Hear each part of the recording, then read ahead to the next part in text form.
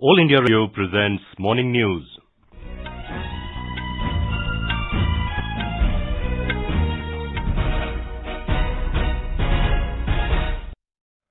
Good morning. I am V. Ravi Kumar and with me is Subhadra Ramachandran. The headlines. Prime Minister Narendra Modi says new education policy will transform job seekers into job creators. Death toll in spurious liquor tragedy rises to 86 in Punjab. Enforcement Directorate begins probe. Odisha allows private labs to conduct COVID-19 tests. WHO says coronavirus pandemic is likely to be prolonged. European Union calls for more united efforts from its member countries against China. And members of Indian men's and women's hockey teams for Tokyo Olympics to join the national camp in Bengaluru from Tuesday.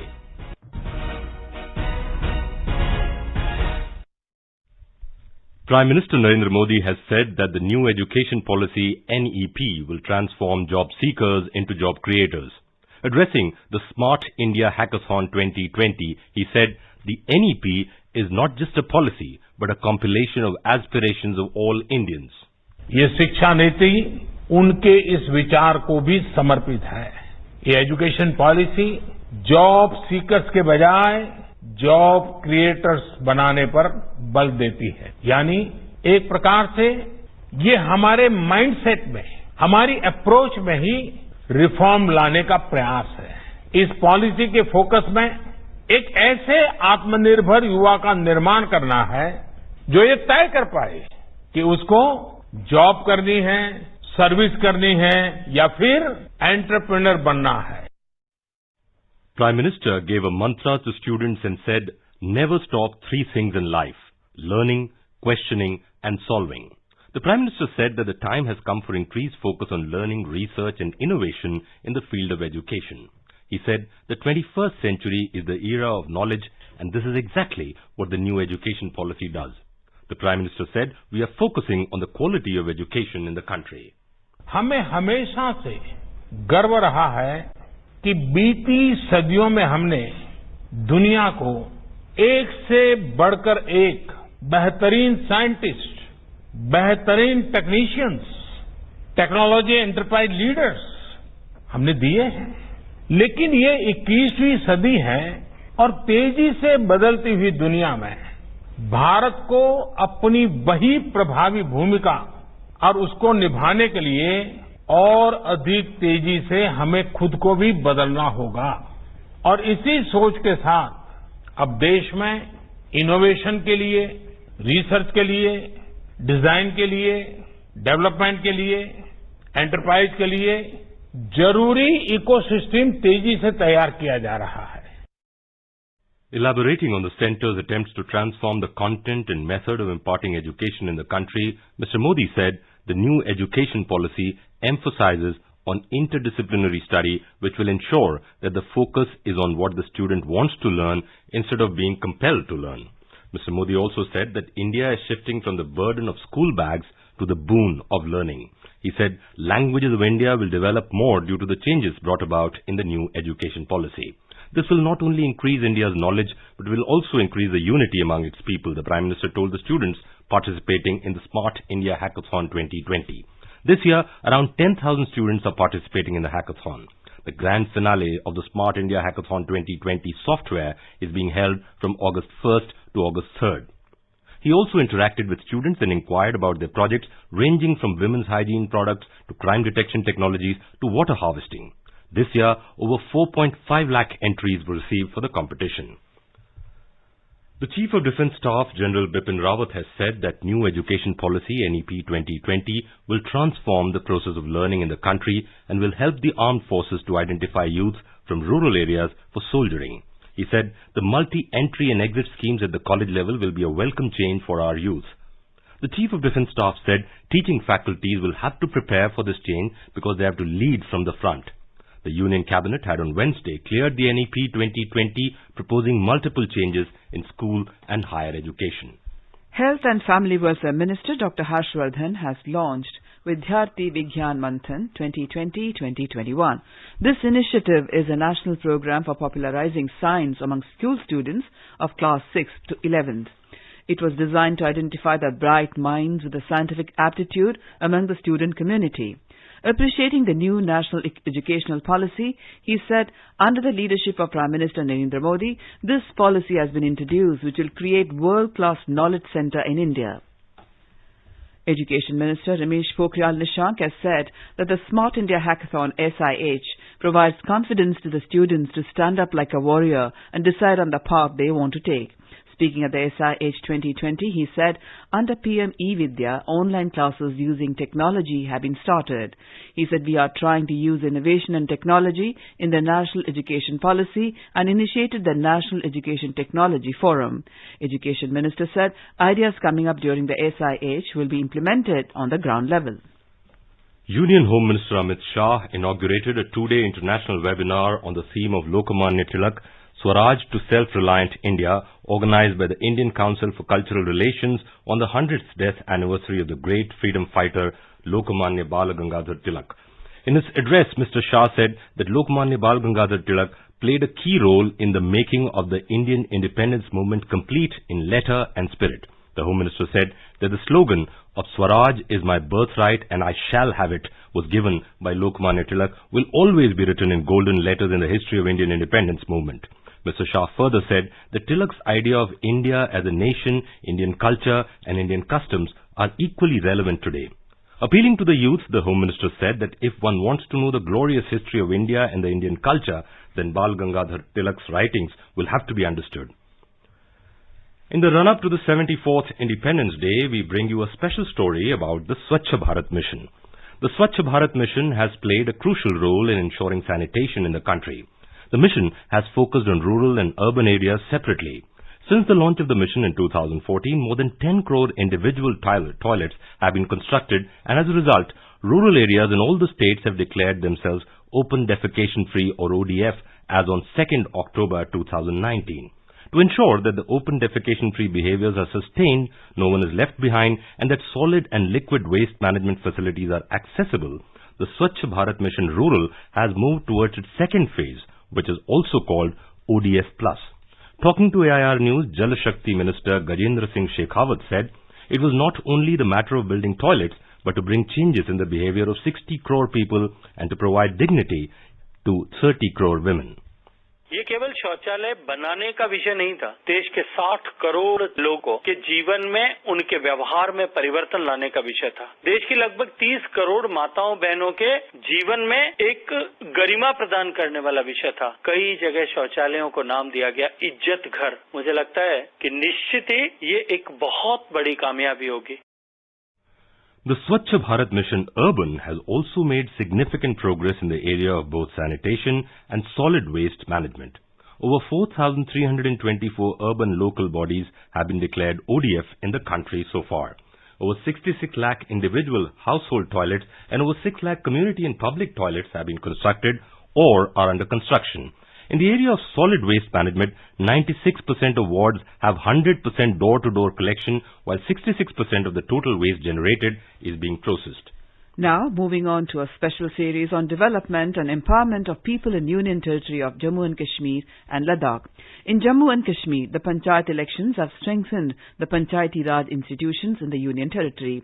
The elected public representatives have been empowered for ensuring proper rural development in their respective areas.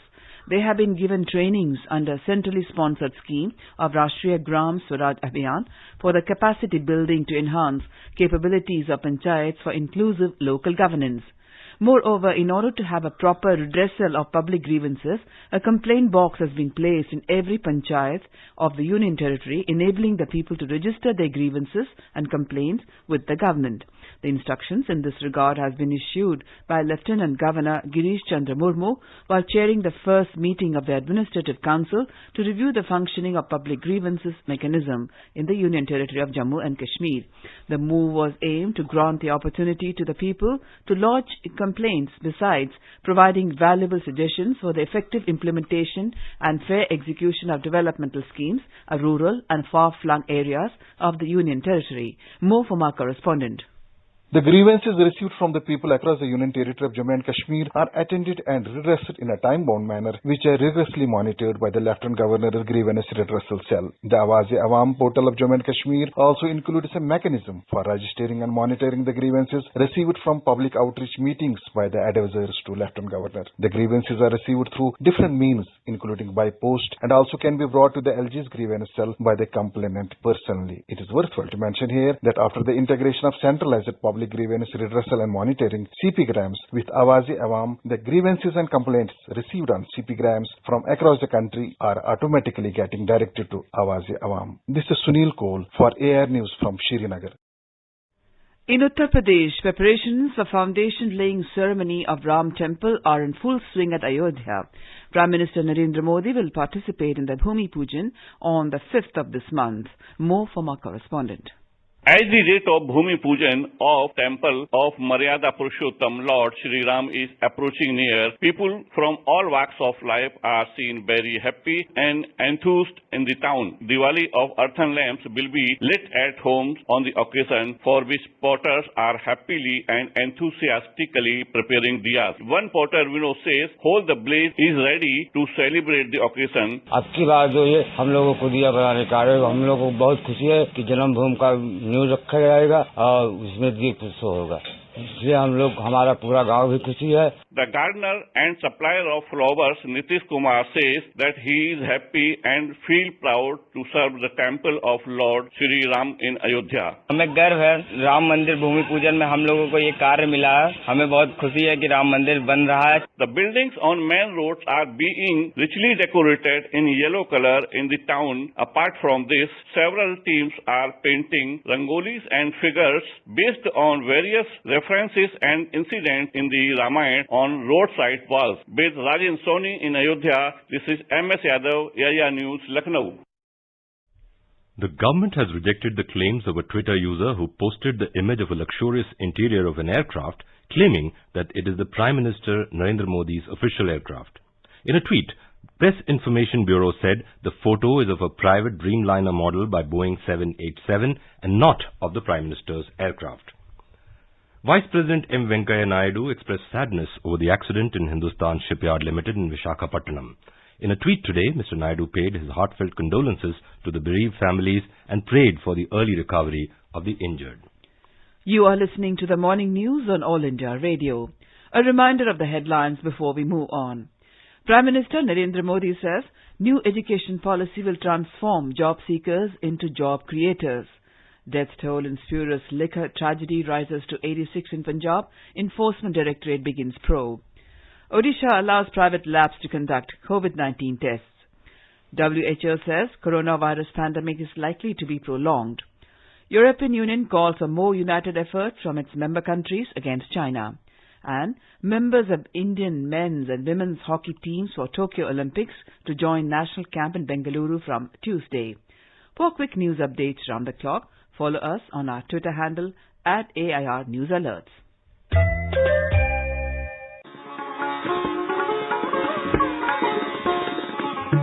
Sanskrit दिवस पर सुनना न भूलें आकाशवाणी द्वारा प्रस्तुत विशेष कार्यक्रम बहुजन भाषा संस्कृत भाषा सोमवार प्रातः 7:10 से FM समाचार चैनल पर.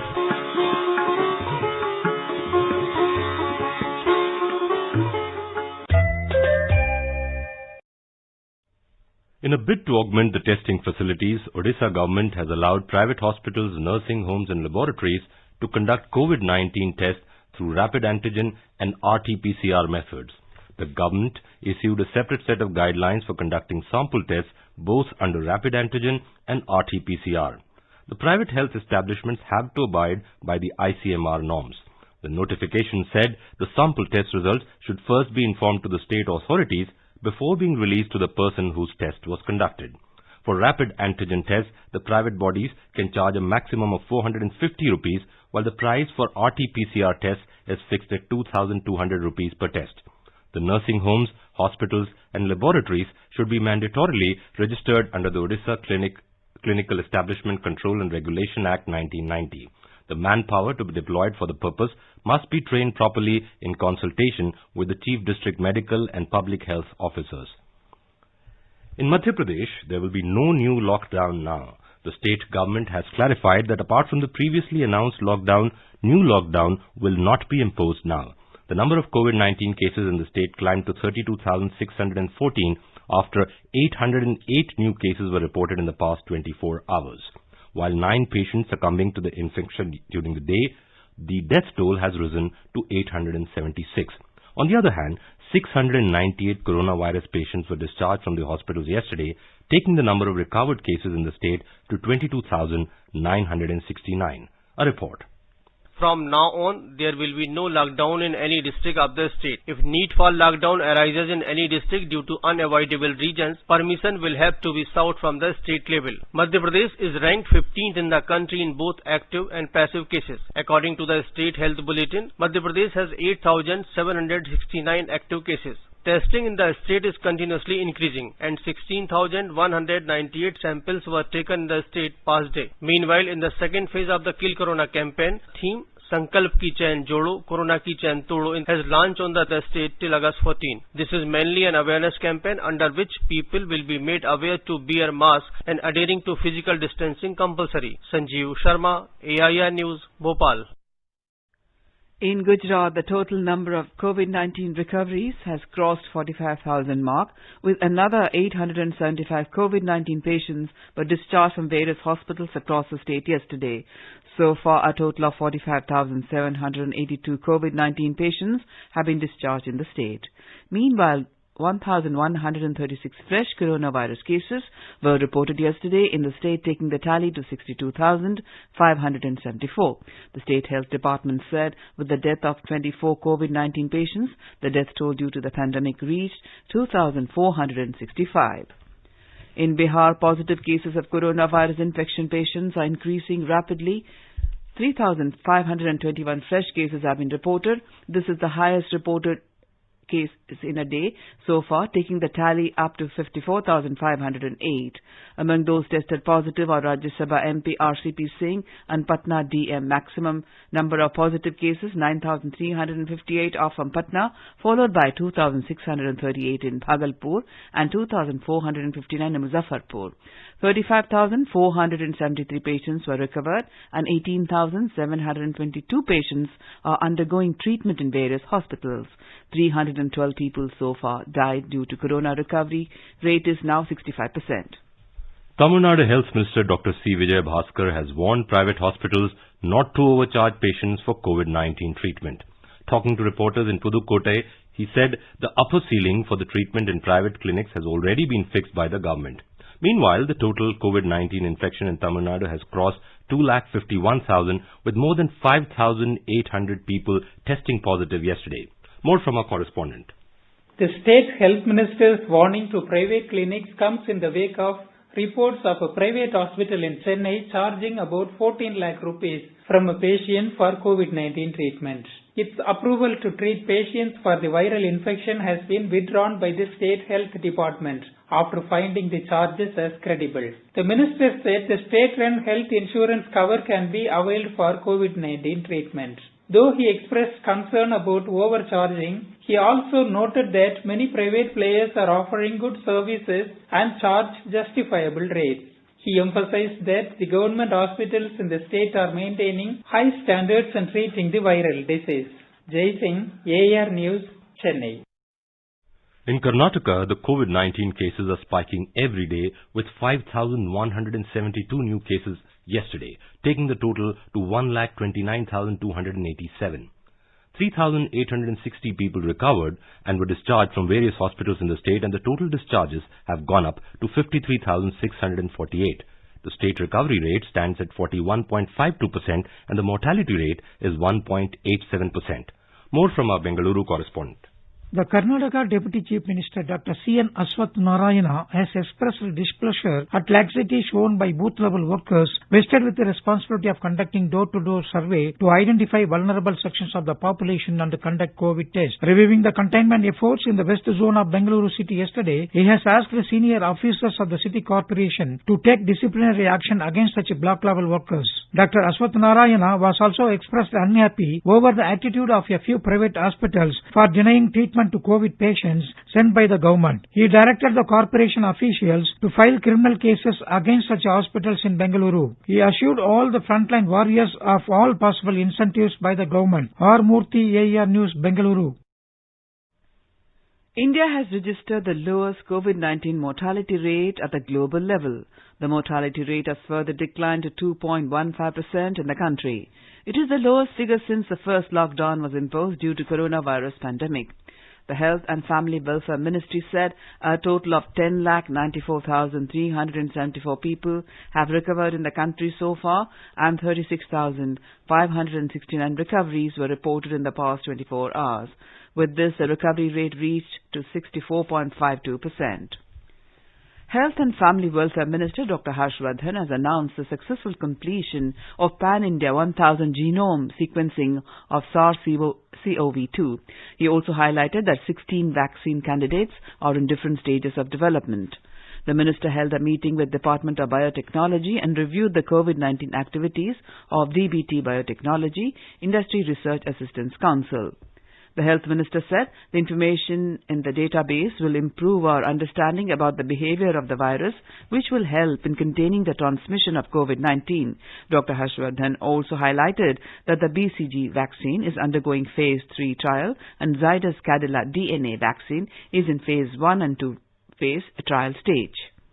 Participating in AIR's live phone-in program on COVID-19, Dr. Madhur Yadav, Professor of Medicine at Lady Hardinge Medical College, said that people should avoid going outside unless there is an emergency to reduce the chance of exposure to the virus. जब तक बहुत जरूरत ना हो आप घर से बाहर ना जाएं। जब तक बहुत जरूरत ना हो अपने आप को एक्सपोज मत करें। आपको नहीं मालूम कि अगला जो आदमी जा रहा है उसकी क्या हालात है, क्या वो इन्फेक्टेड तो नहीं है। और सबसे बड़ी बात क्या है कि समाज में एसिम्प्टोमेटिक जिनको कोई सिम्टम नहीं है वो पेशेंट्स ज्यादा हैं, इसलिए एहतियात बरतने की अभी पूरी जरूरत है। और एक बात बहुत साफ है, इस एहतियात के साथ ही रहना होगा। In our series Experts Speak on All India Radio, we bring you the views of leading medical experts on COVID-19. Talking to AIR News, Dr. Uma Kumar, Head of Rheumatology Department, AIMS, suggested to the people to follow social distancing, hand hygiene and cough etiquettes. You call it treatment or you call it prevention. The only thing which helps is social distancing or physical distancing. Along with it, you have like hand hygiene, washing your hands very frequently, and cough etiquettes like while coughing or sneezing, just cover your face and nose. Use tissue paper or cloth, or if you don't have anything, you can just cough into your elbows. President of Public Health Foundation of India, Dr. K. Srinath Reddy, said India is in a much better position as compared to the rest of the world as far as COVID-19 cases are concerned, and the measures taken are yielding results. We started getting affected later than many other countries, but we are presently in a much better position than the rest of the world, and in that sense, we are better protected. However, we still have to watch how the epidemic advances over the next 2 to 4 weeks before we can come to a judgment. The World Health Organization has warned that the coronavirus pandemic is likely to be prolonged. The statement comes after Emergency Committee of WHO met to evaluate the crisis 6 months after sounding the international alarm. The committee also warned of the risk of response fatigue given the socio-economic pressures on countries. It highlighted the importance of sustained community, national, regional and global response efforts. Civil Aviation Minister Hardeep Singh Puri said that more than 1 million stranded Indians have now benefited from Vande Bharat mission. In a tweet, Mr. Puri said more than 9 lakh Indians have returned to India through various means and more than 1,16,000 have flown out to various countries since 6th of May this year. The death toll in Punjab's spurious liquor tragedy has risen to 86. Taran alone accounted for 63 deaths, followed by 12 in Amritsar and 11 in Gurdaspur's Batala. Chief Minister Amrinder Singh suspended 7 excise officials and 6 policemen. The state government also announced a compensation of 2 lakh rupees for each of the families of the deceased. Enforcement Directorate, ED, has begun investigations into the Majha tragedy. The ED has started collecting information about the financial transactions by those named or booked in the case. The recoveries and assets of the key accused need to be thoroughly probed.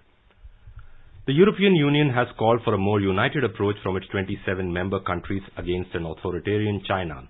In an interview to the German media, EU's High Representative for Foreign and Security Policy, Josep Borrell, said China has become more aggressive in its neighborhood, especially in the South China Sea or on the border with India. He said Chinese leaders did not hesitate to leave aside international commitments with the imposition of the Hong Kong National Security Law. Borrell also called for a more coordinated approach among the EU, US and other democratic powers like India. He said the EU and the US should be at the heart of this effort, but we should also be working closely with Japan, India, South Korea, Australia, New Zealand, Canada and others. Pondering on steps to deal with China, Borrell said, we can consider measures such as extending visas for Hong Kong citizens, restricting student exchanges with China and banning exports of tear gas. Members of the Indian men's and women's hockey teams bound for Tokyo Olympics will join the national camp at SAI's National Centre of Excellence, NCOE, in Bengaluru from Tuesday. The decision was taken by Sports Authority of India, SAI, after formal permission was received from the state government to begin training at the Bengaluru. The athletes, coaches and support staff who were on a home break will join the camp on August 4 and undergo the mandatory 14-day quarantine inside the campus. Considering the rising number of COVID-19 cases in Bengaluru, the permission from the state government has been given subject to all arriving athletes, coaches and support staff adhering to institutional quarantine protocols issued by the Ministry of Home Affairs, Ministry of Health and Government of Karnataka. Now let's take a look at today's weather update. The national capital Delhi may experience a generally cloudy sky with light rain or drizzle. The minimum temperature is expected to be 28 degrees Celsius and the maximum is expected to be around 37 degrees. Mumbai will have a generally cloudy sky with moderate rain. The city witnessed a minimum temperature of 26 degrees Celsius and will have a maximum of around 33 degrees. In Chennai, the temperature will hover between 25 and 33 degrees Celsius. Generally cloudy sky with light rain or drizzle is expected in the city. Kolkata will have a partly cloudy sky with one or two spells of rain or thunder showers. The city will record a minimum temperature of 28 degrees Celsius, while the maximum temperature will be nearly 35 degrees. In Jammu and Kashmir, the minimum temperature is expected to be 22 degrees Celsius, while the maximum will be around 34 degrees in Jammu. The city is likely to witness a partly cloudy sky with one or two spells of rain or thunder showers. In Srinagar, the temperature will hover between 18 and 30 degrees Celsius. The city is also expected to witness a partly cloudy sky with one or two spells of rain or thunder showers. Leh Ladakh will have a mainly clear sky, becoming partly cloudy towards afternoon or evening. The temperature will hover between 13 and 29 degrees Celsius. In Gilgit, the minimum temperature will be 18 degrees Celsius, while the maximum will be around 34 degrees Celsius.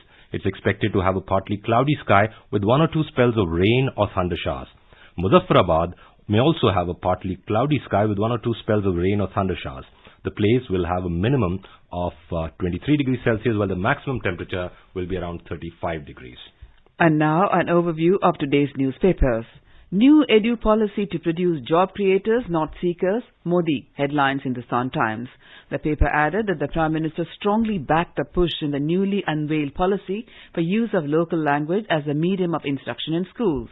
The Times of India headlines Foreign Minister Jaishankar's statement that Beijing will test India and India must stand up to China. In a related story, the Pioneer writes, amid parleys, PLA moves to Lipu Lake. The paper adds that the strategy is seen as a bid by China to needle India. The Financial Express report that the Finance Minister has said that the MSME loan relief is set to widen and include units with turnover of up to Rs 250 crores and professionals like doctors, CAs, lawyers, etc. July GST inflow 14% short of last year's collection, reports the Tribune. Asian Age headline quotes Rajasthan Chief Minister Ashok Gehlot as saying, if High Command forgive rebels, we'll welcome them back.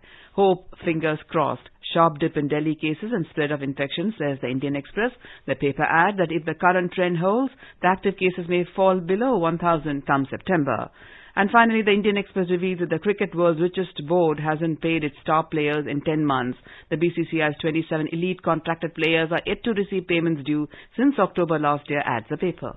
And now before we end the bulletin, the headlines once again. Prime Minister Narendra Modi says new education policy will transform job seekers into job creators. Death toll in spurious liquor tragedy rises to 86 in Punjab. Enforcement Directorate begins probe. Odisha allows private labs to conduct COVID-19 tests. WHO says coronavirus pandemic is likely to be prolonged. The European Union calls for more united efforts from its member countries against China. And members of Indian men's and women's hockey teams for Tokyo Olympics to join the national camp in Bengaluru from Tuesday. And with that we end the morning news. Have a nice day.